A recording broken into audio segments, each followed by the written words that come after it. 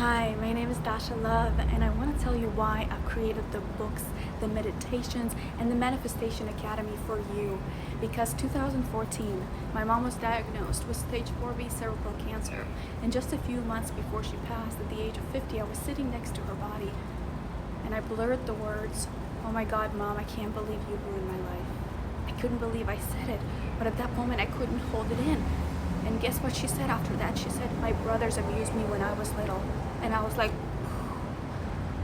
oh my God, my mom was a wounded child.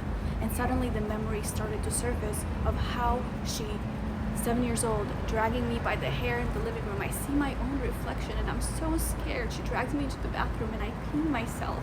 At that point, I've adopted the belief that I was not good enough. I've adopted the victim mentality. So now fast forward at the age of 26, I grew the corporate ladder, 150K base, living on the ocean front in San Francisco, high-rise SLK, black card, traveling the world, all expenses paid, yet I find myself feeling unfulfilled. I crossed the check boxes of high achiever, the money, yet it didn't bring the fulfillment because I kept drinking every night and still attracting relationships that didn't serve me. So then my mom passed away from cancer at the end of 2014, and then I realized that I couldn't go back into the high-tech corporate world anymore, and I began to search for meaning, for purpose, for something bigger than myself. What is the reason why my heart is still beating while so many people's aren't? So then came a lot of teachers in the form of a community that was started in our house, where I realized I wasn't alone, in the form of psychedelic, ayahuasca, mushrooms, 5-MeO, DMT, ketamine, Molly. I also discovered meditation and breath work and learned how to be alone and love it. So I was uplifted, I was elevated, and I was posting on Facebook how inspired I was that a better life was possible than the angry bitch life I used to have, where I let anger control my life. And people were like, "You're exactly the same person as the postings. You should write a book, you should write a book." So then I was like, ding, ding, ding. Over 30 people told me to write a book. So I was like, ding, ding, ding. Okay, I guess I'm supposed to write a book. So then it was miraculous what happened, because English is my third language. I never thought I could write. I failed my English classes, right? But then the flow took over me. Suddenly I began to have a reason for living, a purpose that was bigger than myself, to communicate to the people just like my old self that there was a way to heal, that there was a way to live a better life. So I didn't know when I started writing that I was going to write for 7 years, right? The Girl with the Buddha Tattoo, which is a bestseller. But the book kept me accountable for making it more and more clear. And here I thought my purpose was about other people, and that's what drove me. But really, who changed was me. And at this point, people noticed how inspired I was, and they started hiring me to coach them for literally $2,500, $3,000. I had clients to teach them how to get into the same visioning and flow and these daily rituals to help me be aligned with the vision. And that's when 7F Manifesting was created. It was as a result of having this vision that was my accountability buddy, that I have helped other people with. I helped other people implement their vision from their head into a physical representation, and then make it real, transform stories, really embody it. And these were the lessons that I kept teaching over and over again that went into my course. And while all of this was happening, I managed to attract a guy that helped me see that sexuality is a path to enlightenment for me. Something that I pushed away my whole life because of the way that I was raised in a very Catholic, very strict home. So yes, I found myself in a relationship where I understood that sexuality was enlightenment, but then all three brains were not aligned, and I was still doing so much drugs, so much alcohol, until one day I went into a state that was almost like a crazy psychosis, and then a friend had to pull me aside the next day and say, "Dasha, you're heading down the wrong path. You're gonna keep going. You're gonna get stuck in that trance. Why are you reaching out for more and more drugs? Why are you trying to escape reality?" So then I was like, in the back of my head, he's right. I don't want to end up like Amy Winehouse. What am I doing? Why am I running away from reality? I love this life, so I had to walk away from that relationship. I had to walk away from everything and everyone, all those influences, to heal myself, to be in love with myself, and let go of all these drugs and alcohol to just heal and learn how to love being sober. Now I found a way to be wild within the boundary of my relationship, because wildness is not external. Wildness is inside, imagination that fuels. So then I dug deep and I was like, what am I still ashamed of?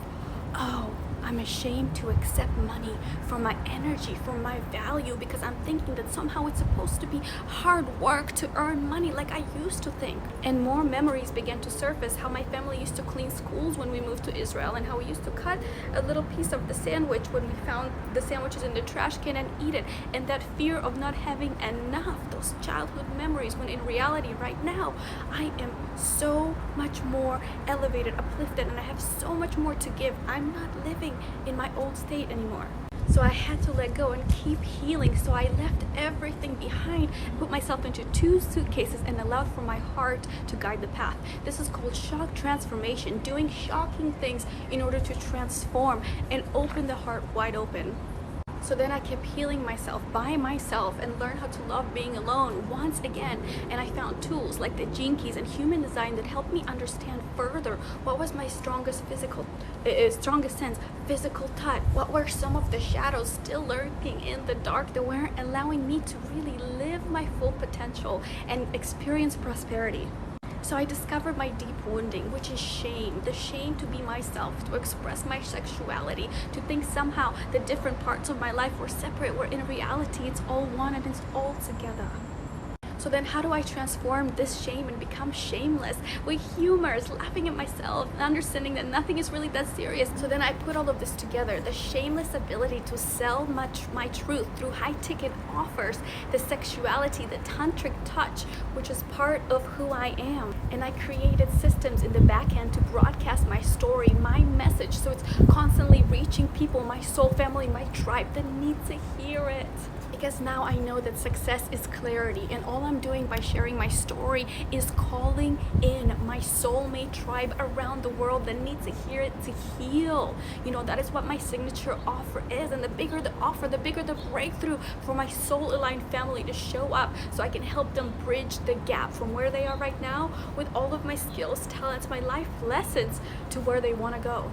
So now, as a result of this structured flow, the embodiment of feminine divinity and masculine structure, I've been able to attract my dream guy a year and a half ago, and we are just creating, and it's so delicious. I've been able to help clients go to $300,000 within 8 months, then to $1 million within a year, to $2 million within 6 months, to 6 and 7 figures with ease, because I know who I am. I know how valuable my energy is, and I put a value on it, and I broadcast that value. So energetic alignment, positioning, and systems to call in my soul.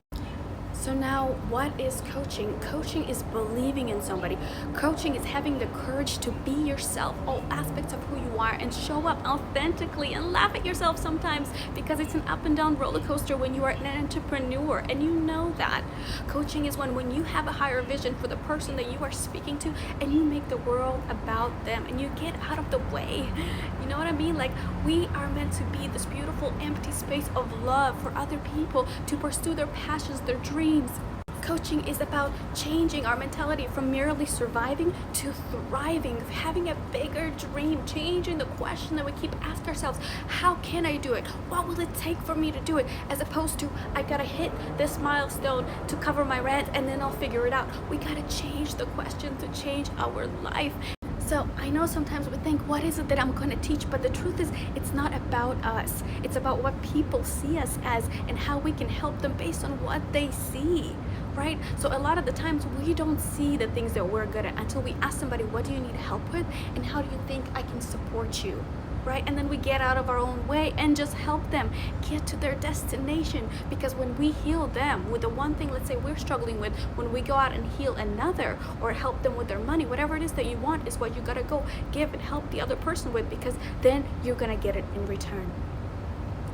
And I know some people are like imposter syndrome, and it's true, we all have it, because it's all the cells in the body, all the memories that are trying to fight this new level of freedom that you have. So you have like 50 trillion cells in the body that are all against you living this free, connected life. So you gotta reprogram that, right? So when you see the results through other people, your beliefs are now being fed through a feedback loop. They're like, whoa, it is possible. So when you focus on another person and then you see that the life has transformed, now it's back to you to see that you did this, that you're part of this beautiful chain of creation. And that's the self-fulfilling prophecy, right? So let go of that imposter syndrome and just focus on the other person, because it's not about you. It's not about you. Because when you're focusing into another, whose reflection do you see? You see your own reflections. When I say, I love you, because I do. But whose reflection do you see right now? That's the secret to life.